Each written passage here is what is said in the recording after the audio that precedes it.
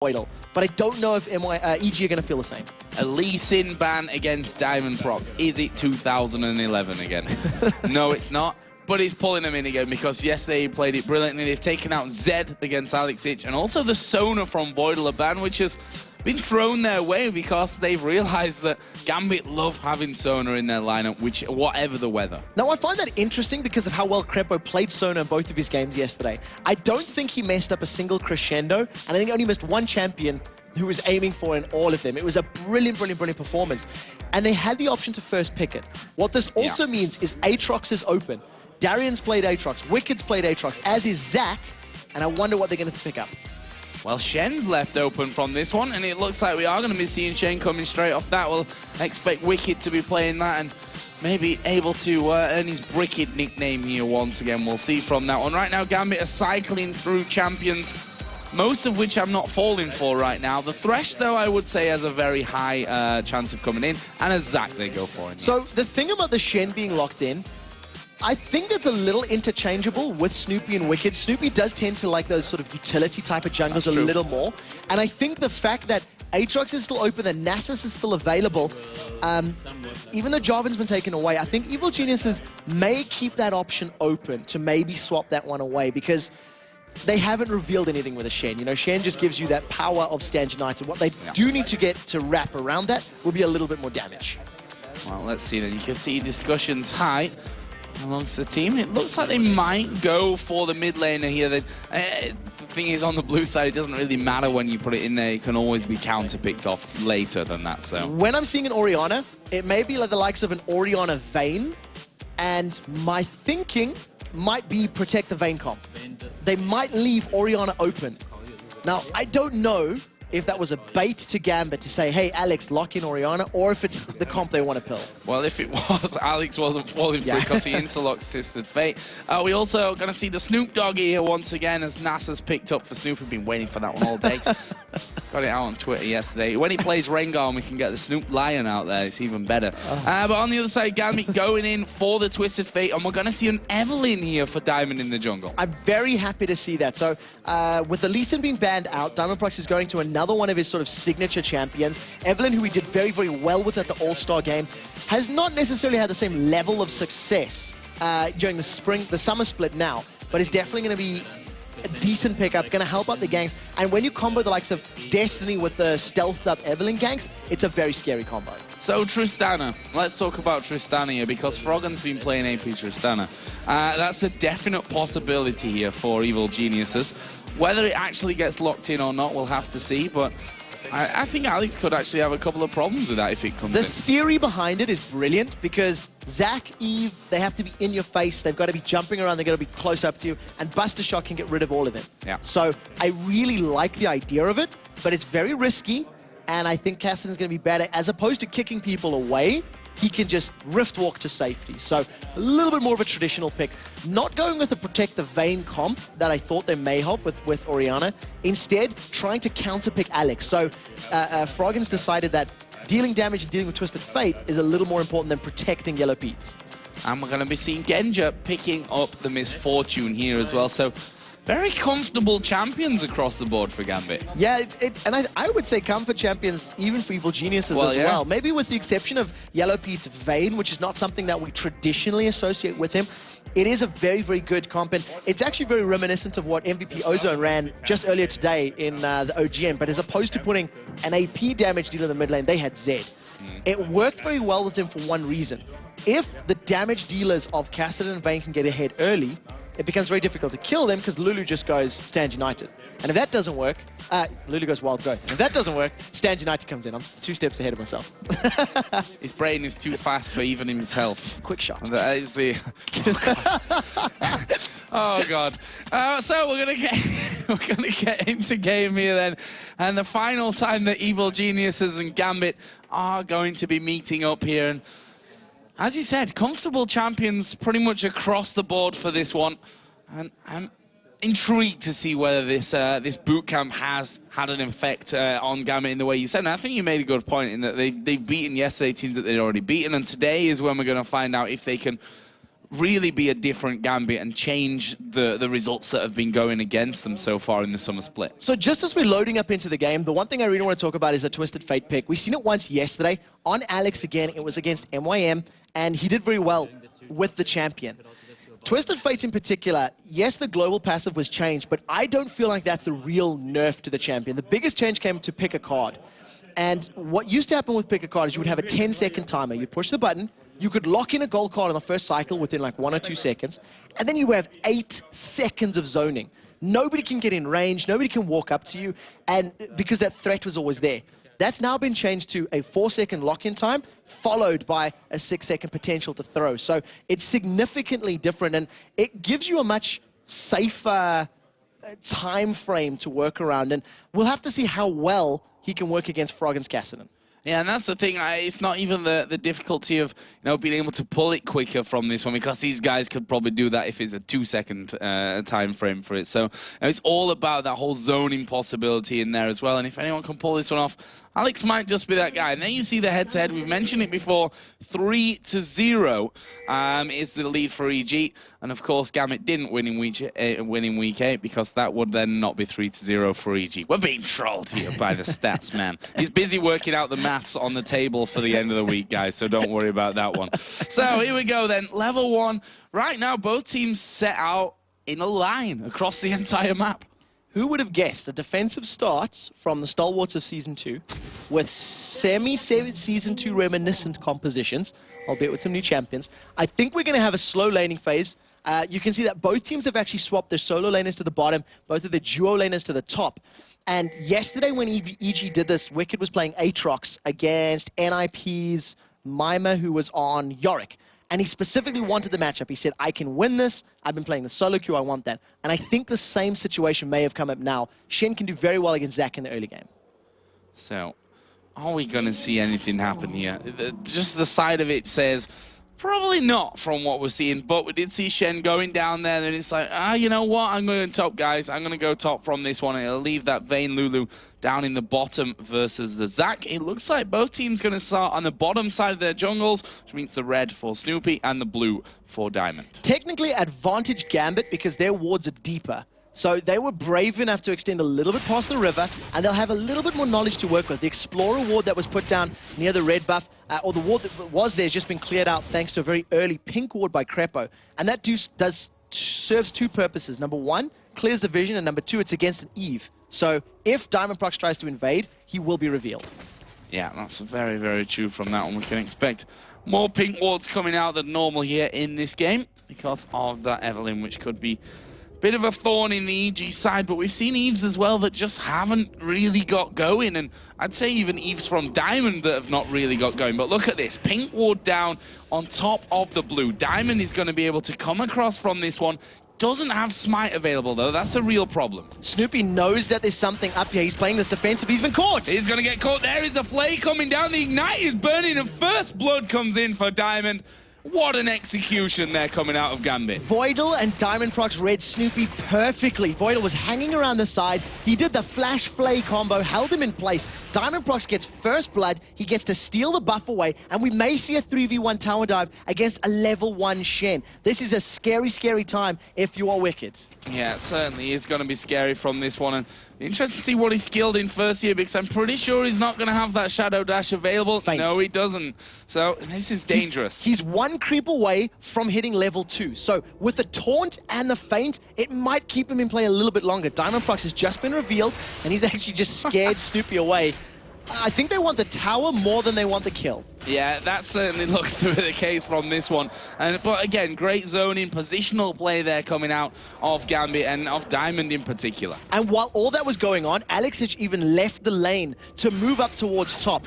They want to do 2 things here. Snoopy's been caught. Oh, that hook almost landing from Voidal there off the side. That could have been a dead Snoopy for a second time if Voidal had have connected there. Diamond is doing so much work right now because the main focus of keeping Shen back, keeping Wicked down, is they want want to delay his level 6. They want to buy a couple of minutes time where Alex can use Destiny later in the game without worrying about Stands United. And that's definitely going to play into their favor. We've seen how impactful the first Destiny was from Alex yesterday, securing a double kill and 2 towers, actually. So we'll see if they can mirror that right now. And the problem is Wicked has no choices really right now, because we know that the best way to defend against a 3-man push on a turret is to have your jungler come cover it, but they're behind in levels, so they can't actually stay there. They're being zoned out of it completely. Wicked has to simply wait until that turret goes down and then move out, but he's got to be careful on that front as well, that Diamond isn't sniffing around. So Diamondprox has spent more time in EG's jungle farming than he has in his own right now. Than Snoopy has. Even Snoopy as well. Snoopy was forced back 3 separate times in the top lane.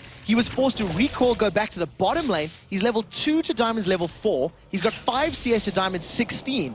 And he's been forced to go double golems and now Wraith camps just to try and make it up. This is a massive deficit in the very early game here that EG needs to make up. And here comes another red buff for Diamond. The first one, of course, on his side of the jungle of the game, but pretty much going to refresh that red buff as it's about to run out. So that is just perfect timing here for Diamond. He goes back away on his path. Snoopy only at level 3 now, right now, and look at the creep score between them. That tells a big story. Yeah, at this point in time, Snoopy is just basically a non-factor. He's going to be reliant on a Wither and an ultimate to be an impact in the later game. He's not even clearing the wolf camp. He has no idea where he wants to go. He's unsure of the pressure. And we even see Froggen teleporting to the mid lane just to not miss CS. So even that ability is not available. EG looks a little lost. Is Snoopy trying to delay the wolf camp here so that it doesn't get taken away? I mean, he needs that farm now, to be fair, in my opinion, to get himself straight back into this one. This is very interesting stuff. He's now going to go back into there, so there's obviously a big thought process gone in behind that one. And other than delaying it so that it can't be taken away, there's no other explanation in my head. The other alternative is that he was playing a little bit of bait to maybe try and see if there was any Gambit vision to try and pull Gambit into the jungle. But other than that, it's a very questionable move. Right now, 2 members of Gambit trying to start off yet another early Dragon. Gambit, one of the most prolific Dragon control teams in the European LCS. They are scared away a little bit by Nasus. Yeah, I'll move away from that one. No danger of him hitting level 6 anytime soon, though. And now Diamond is coming on towards Froggen, who is level 6 here. And will, of course, therefore be able to just riff walk out to safety. No real danger there for Froggen as the hook landing onto Yellow Pete down in this bottom lane. And so far, been impressed with Voidal this week. Last week, I wasn't super impressed with him. There was nothing to be impressed about from Gambit's side at all, but he looks like a different player completely here in week 9. Yeah, Voidal's been doing very good in the 2 matches they've played, and you can see when comboed with Diamondprox, who has basically transitioned to ganking bottom lane significantly during scrims. We've heard that Diamond really likes to try and help Genji and Voidal out, what they need to do in this game, because with all the pressure on the top lane tower, Genji is 15 CS behind his opponent. And I think they smell this one here a little bit as well. The fact that Evelyn not been seen for quite a while, and Snoopy's coming down, but look at him, he's level 3 right now. And Alex look at this, they're going straight into this one. Alex is going to come in with Destiny. Snoopy, is he going to go down here? Wildcards from Alex are surely going to rip straight through. They're all going very low. Actually, they managed to pick up 2 kills in the process, and that might not be all. Genja's gone very low, and credit to EG, they're able to come out actually with a level trade from that. Wither, Exhaust, and Condemn was enough crowd control in CC to slow and delay Gambit. In conjunction with the tower, it was able to at least get a 2 for 2. The problem is, both of those kills landed in Crepo's backhands. And when you need your damage dealers to be scary, not your support, that's scary, because Alex is the one that picked up both of them for the bottom lane. So, mid lane Twisted Fate, not a mere Destiny from the first time.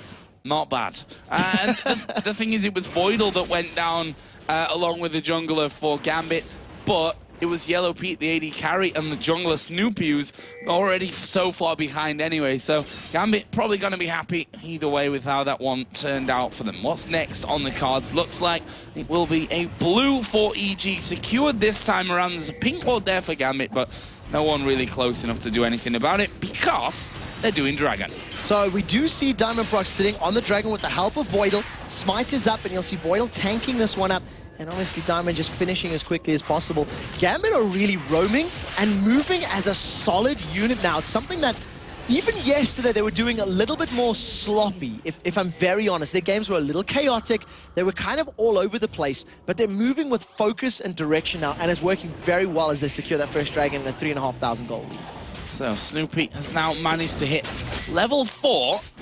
This red buff's actually going to be going over to Yellow Pete. By the way, he's just going to smite that. He needed the help with it so that he doesn't fall low enough that he has to go back again. And he needs the experience. You can see he's just about to hit level 5 right now. So he's that far behind that he needs to pick up those buffs, cannot afford to donate them. In addition, Pete is doing relatively okay. He's sitting on even CS with his opponent, and the lane is not, it's not a lost lane, even though that tower took a lot of damage. So I think it works out best for EG.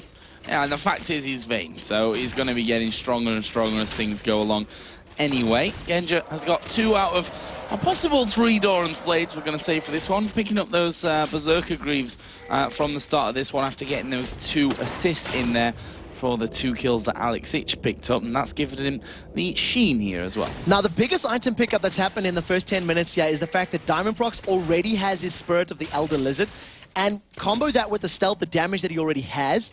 These next couple of minutes are very crucial for EG. If they continue to die and lose objectives like towers and dragons, Gambit can really get a monumental advantage that may be too difficult to come back from. If, however, they hold on, they may be able to stall out until Eve's damage and power isn't quite as powerful. Well, Diamond is waiting here once again by the Wraiths, and look at this. The bottom lane is coming up from Gambit. They're going to 5-man push the mid turret. Genja's got bullet time as well, so if any crowd control lands, Genja will throw that bullet down on top. Going to pop the impure shots, and they're going to get the middle tower. Yeah, no problem. They don't even need to use those ultimates at this point.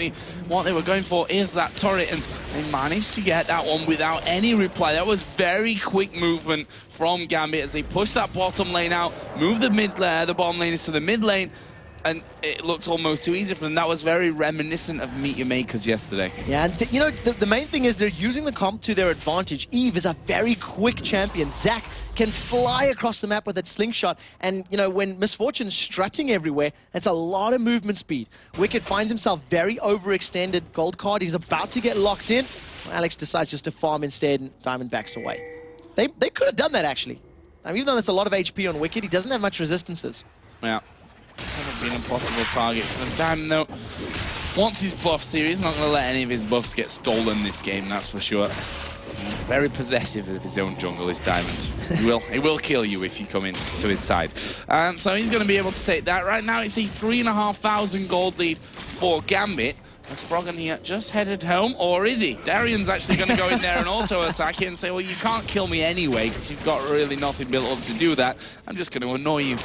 So Darian's moved himself to the mid lane, and they've sent Twisted Fate up top. Here comes Shen. Yeah, Stan United coming down towards his bottom lane. Interrupted there indeed. Twisted Fate it was. It was Alex Ich that pulled that one off. Ping's going down on towards Alex. They're going to close in onto him here with 3 men. Snoopy coming down as well. There is Destiny Pop, but are you going to get away? No, you're not. Wicked picks up the kill. It's 3-3 now in kills. So they even up the kill, but that was a little bit questionable. How is it possible that a Twisted Fate, without expending Flash, could just walk up to Wicked? He's got to pick his time to stand United a little more closely. Darian and Diamondprox are moving to the bottom lane here. They want to do another tower dive. With Let's Bounce and the Agony's Embrace, this is a dead Yellow Pete and Crepper. Oh, that's a very big face check coming out. Wild Growth does go down there on towards Yellow Pete. The bounce is coming around as Voidal will tank up the turret, hooking Yellow Pete. Kill comes down, but Voidal's going to die here. That will be Crepo getting himself another. And look at Froggen. He's picked off in the end by Diamond. Genja goes very low. Crepo has to flash away. Diamond's actually got no mana from this one.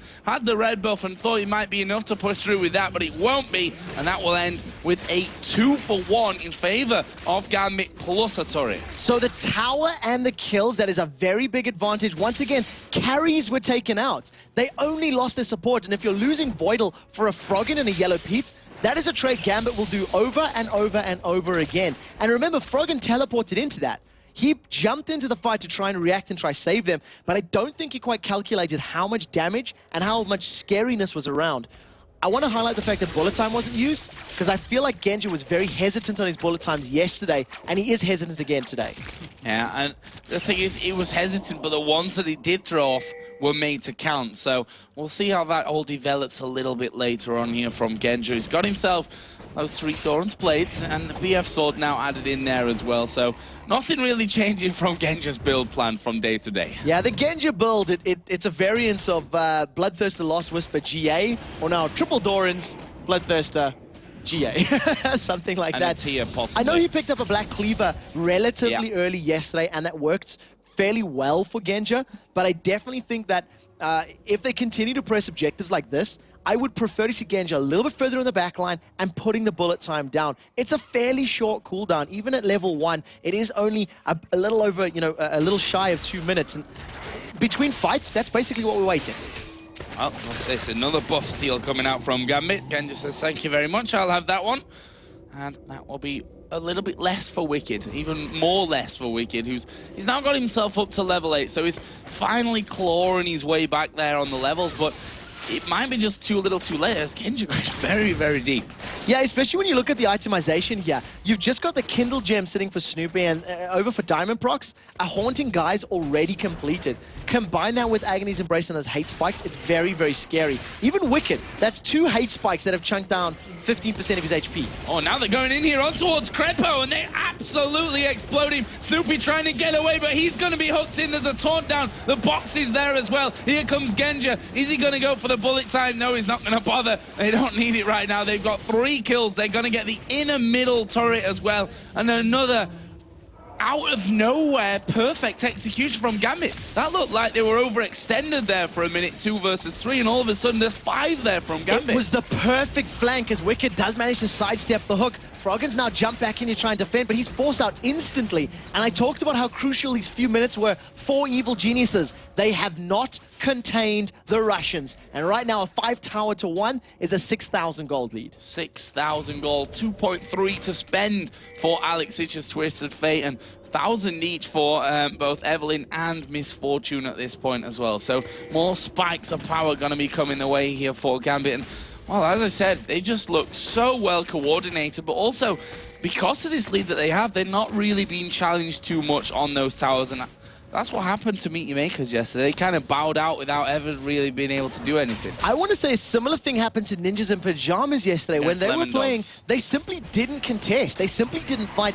It was basically a 1 versus map game because the team never got involved. Now, EG tried to sneak a dragon away, but now they're in trouble. They are in trouble from this one. Genja hanging off towards the side from this one. We see the first kill coming down. It's Alex at the backside. He was doing the work. He's actually going to take a lot of damage, but the bullet time comes through. It's done a lot for them as well. Finally, they finish off Alex, but at what cost for this one? Wicked headed back out towards the brush. He's going to try and stand United. He's standing nowhere from that one. It's only Froggen that survives once again. A 4-for-1 for Gambit this time around, and they stop Dragon with just a press of R from Alexic. Every single time Gambit pick a fight, they secure an objective afterwards. They got top tower off the first blood. They got 2 kills on bottom lane, lost it, but picked up a tower as well. Middle lane fight, secured 2 towers, and now Dragon as well. This is a 10,000 gold lead before 20 minutes, and they're already basically tower diving. We've seen it twice already this game. Gambit, it's just a matter of time before they force the next objective and maybe start considering Baron. They're so strong right now. Wow. Baron, an option for them less than most teams throughout the course of the season. So we'll see how that one goes here as Froggen going to come in on towards Darien. Froggen's got 2 levels on him here, but in usual Darien style, he doesn't care. Doesn't care, hasn't died yet either. And Secret Agent Genja, 009, picking up all the assists, all of the kills, centralized and focused here on Diamond Procs and Alexich. And that is a good sign for Evil Geniuses, because if they can kill, I would say, Diamond Procs more than Alex, that consistent damage and that scariness in team fights is significantly reduced because the gold is so heavily focused on those 2 champions. And look at this. Gambit instantly pinging now for their next target here, objective-wise. It's going to be that turret in the middle lane. Diamond actually going to come through here on towards Wicked. He's got no turrets anywhere near him, and he is going to shadow dash away there. Hook came through, but in the meantime, as I said, they're going to push down towards this inner turret in this top lane as well. And honestly, with that Lich Bane in there for Alex, it's not lasting very long. Yeah, bullet time is available as well, so if a fight were to break out, Genji could just throw that one down. Gold card catches Froggen. Nobody's going to follow up onto it, though. No follow-up. Actually, there was a hook there from the side from VODS, which also wasn't followed on through, and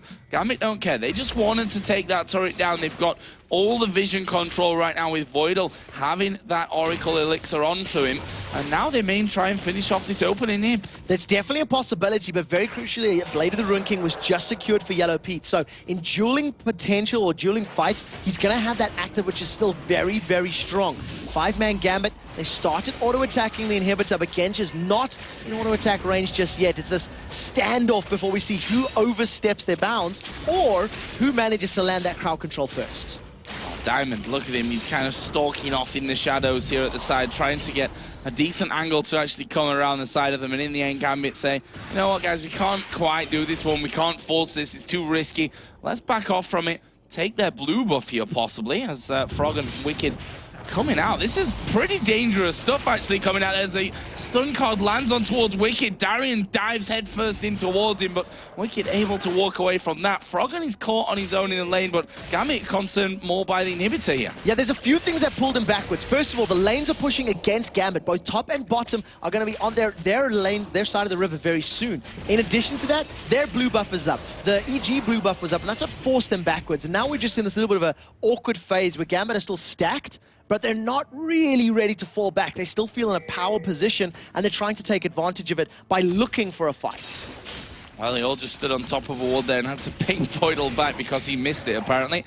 There's a hook coming through. Froggen not going to be caught out by that one. The red buff's there as well for the taking, if Gambit notice. Yeah, and even if that hook had landed, that would have been a scary hook to follow up, because Gambit were on full retreat. There was nobody nearby. Genji's doing the best he can to steal this buff away, and he will do it relatively safely. And as long as he doesn't get spotted, he can make it back to the rest of his team to try and defend their first tower, and the first time that Gambit will have to defend all game.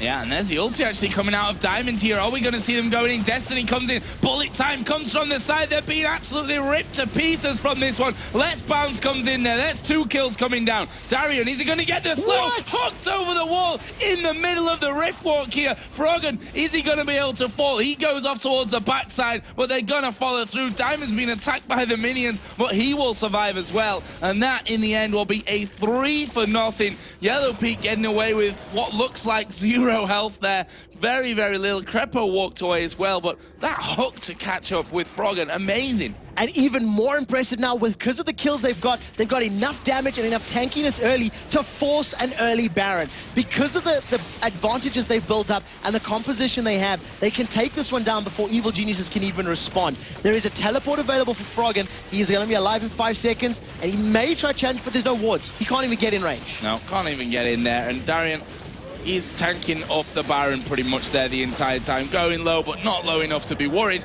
And that is the first Baron of the game going over to Gambit, and they're going to shop with all that, well, lots and lots of gold that they've got. And this is something Gambit did yesterday as well. The reason I felt like Baron was an objective for them, they took a 17-minute Baron yesterday against Alternates, if I recall correctly. They got a top lane fight, took the tower down, got some kills, and then with the advantage they have, they took Baron. And it's just something that as a team, I think Gambit and SK have learned when they can do it within the boundaries of their composition.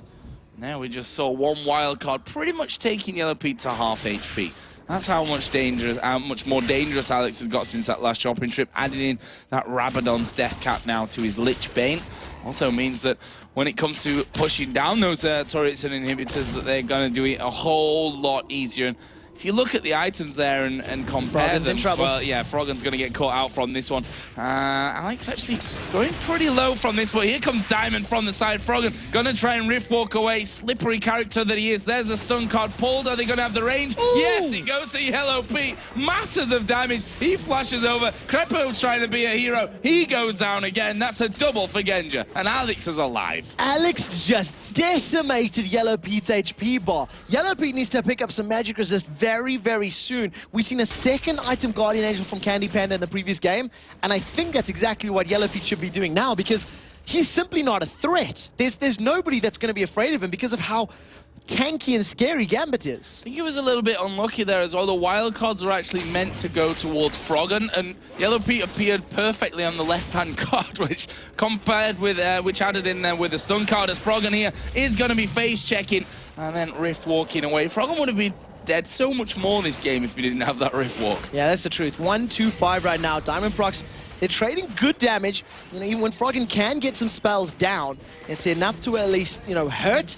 But there's no backup, there's no follow-up. Snoopy is still only sitting on that Kindle gem and only recently completed a Spirit of the Ancient Golem. He is so far behind right now. He's a non-factor in these fights. Yeah, absolutely not. His Wither goes down, and that's pretty much all she wrote from that side. As Voidal here actually going to get locked up, but that might just be a catalyst for them to go fighting through the bullet time. As hammered away at Genja. He gets 2 from that. There is Alex coming in with Destiny at the side. It ends with a triple kill as Snoopy goes down as well. And I tell you what, Gambit might just look to finish right here, right now. Yeah, they've got so much damage with that Lichbane Deathcap combo on Alex and all of the attack damage from Genja. They're going to be able to take out the first Nexus turret. This is a 25-minute game as they're on to the second Nexus turret. Another flawless game for Darien.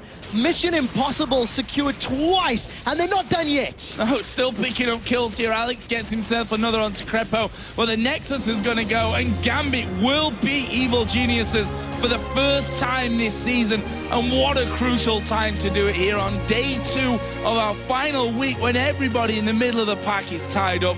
Brilliant, brilliant play coming out of Gambit. And I think we can now safely say, quick shot, the boot camp worked. Think is the understatement. This just 100% confirms it. Gambit came out swinging. They read Snoopy from the very, very first blood of the game at, what, about 2.5 minutes on at the blue buff, and just steamrolled him from there. Every single tower, every single dragon. 2 flawless players on the side of Gambit in the form of Darien and Genja once again. Flawless performance. 7-0-11 Genja. We saw that bullet time there at the end, and that's what we were talking about. He didn't use it too much between levels of 6, 9, and 10 even, but as soon as he got to the big fights there at the end, he was not shy to let rip with that, and he was doing so much for them. So the thing about that team fight that really had me questioning as soon as it started, it looked as though Voidler got caught. It looked as though he was there yesterday. But I felt like it was bait. I felt like the way he moved in, there was still a tower up, you know, he was moving into the base, and initially I was like, maybe you shouldn't be going for Thirst, just let him go, let him go. And unfortunately, all of EG piled in, and Genja just sat on the other side of the wall and said, what are you going to do? Bullet time across 4 of you. With a let's bounce from Darien, who instantly leaped over the wall, got them all knocked up. That's the perfect time for the bullet time. So the thing about this game as well, so Gambit are now 3-0 on the weekend. That was EG's first loss. They've beaten teams they've already been beaten, and now they've beaten a team that they historically have a rich and storied history with. They know how to play against EG. So we'll have to see how the next 2 games go, because they seem to be checking all the boxes. They're consistent from the split. They're beating teams they used to beat, and where to go from here but up. Well, we'll have to see about that one in our coming games here for today and tomorrow. But for now, we're going to head over to Demon and Jason at the analysis desk for a look back at the game. Thank you much, Joe. And wow. Wow, wow, wow. Joe just said it himself, you know, when they boot camp, it seems to work. And Gambit, once they buckle down, once they find a little bit of time to get that proper practice in, they absolutely demolish teams. I think one thing we really need to do right now, take a moment of silence. Second game in a row, Darren hasn't died. That is impressive. That is really impressive. But yeah, I mean, when Gambit want to win, you're definitely right. They work for it and they make it happen. And that game, I mean, I wanted to show a replay from that game. But then I realized it's probably illegal to do something like that, to show something like that. But overall, it was just really well played by Gambit. You saw a lot of comfort champions. Diamond, who hasn't been successful on Evelyn this entire season so far, did really well this game. That level 1, or not level 1, but the early kill he got on his Snoopy, refreshing his double buffs, gave him such a huge advantage because he saw them take advantage of that by going top lane and pushing Wicked off the turret right away. And I think you and I both know how much he hates when that happens. And obviously we saw Froggen, he had the cast in, trying to counter out Alexich's Twisted Fate.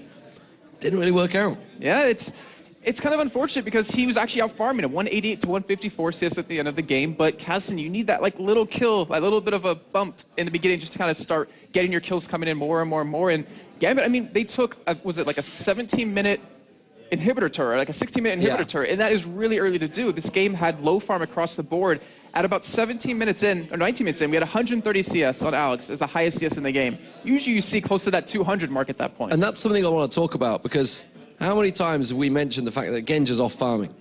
He wasn't doing that. He was in with the team. He went aggressive. He was constantly going in there. And sometimes he was the first man starting the fight. Yeah, we actually saw that happen yesterday. And that was like the big thing, the big change. He's always off farming by himself while the rest of his team is grouped up pushing somewhere.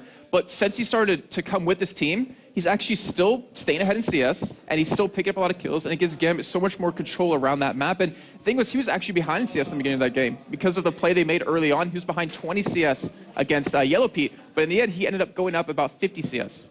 Well, thank you very much, Jason. We are, of course, going to go across to our interview, and it is one of the men that have made a huge sacrifice to be here today because it's his wife's birthday, and yet here he is, Alex Hitch, alongside Shocks. Thank you very much. We'll get into that in a second. First, we're going to talk about the game a little bit, of course, Alex. Another victory here for Gambit. Now, going into this one, EG Gambit, that is a classic matchup. You know this team very well. So what were you maybe careful for going into this matchup? So we knew almost every hero that they will pick. I think that was really a huge advantage because they're picking the same heroes against us and they won with this one time. So we were thinking about that. We banned out the most scary heroes of Rogan. It's Ari. We were not sure if he plays Fizz or not, so we decided to ban it because, you know, we just like to ban it because it's fish. And we banned out Jarvan, so we were pretty sure that Snoopy will pick Nasus. And after that, it's like it was pretty obvious that they would first pick Shen because it's a really good pick. And we knew that they will go with Shen, Cassidy, and Vayne comp.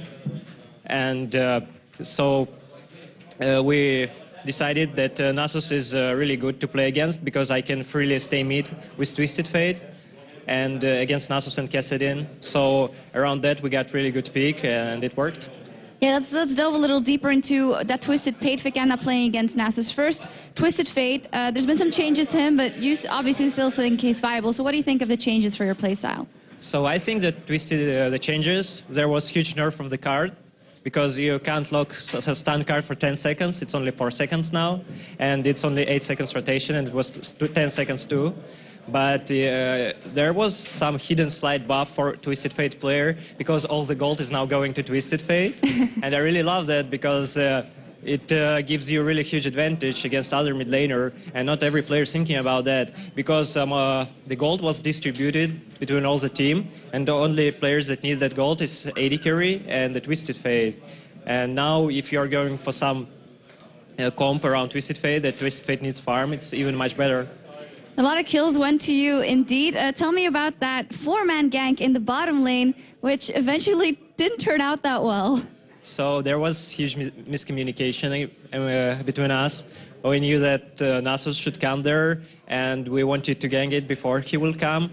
But Diamond thought that it would be better to get the red buff and get the Drake freely, and we wanted to dive 3-man. So because of that miscommunication, we lost our timing on that gank, and Nasus could come and Cassidy TP'd, but it still went really well for us. It could be much worse. So it was only 2 for 2, and I got 2 frags, so I could snowball. Yeah, the kills went to you, so that was very good. One last question about the game, maybe. You said you anticipated the Nasus pick, and is that why you spent so much, you put so much effort in making sure that Evelyn was able to roam early and get those kills early? So we really wanted the Nasus pick because Evelyn is one of the best junglers against Nasus, and Jarvan would be much better against Evelyn because Evelyn totally negates Nasus slow. And I think that was their choice that Nasus started red buff, and their double lane couldn't help Nasus, and they didn't invade on our blue. So it happens really often that your second buff gets denied because of that. It happens to a lot of teams in NA, in EU, because the double lane got nothing to do at early if they are 2v1, so the support can roam everywhere, so he just goes to the buff. All right, so it turned out very well for you guys. A good snowball and another victory, 3-0. Now, it is not often that someone volunteers for an interview on the couch, but you did because you have a message for the home front. Yeah, so I want to say happy birthday to my lovely wife, Katya, and I want to sing happy birthday song. So I'm not the best singer, but still, happy birthday to you, happy birthday to you, happy birthday, dear Katya, happy birthday to you.